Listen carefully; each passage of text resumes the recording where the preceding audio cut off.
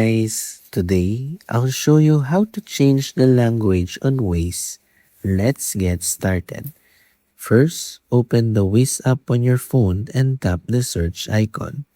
Next, go to Settings, then scroll down and tap General. From there, select Language to open the list of available languages. Browse through the list and tap the language you want to use. Waze will automatically update the app's menus and interface to your selected language. If the changes don't appear right away, simply close the app and open it again. If you also like the navigation voice to match your real language, go back to Settings, tap Voice and Sound, then select Waze Voice. Choose an available voice in your preferred language.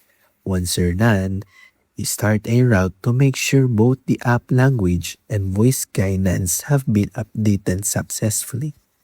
And that's how to change the language on Waze.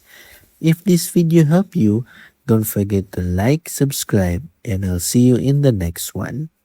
Thanks for watching.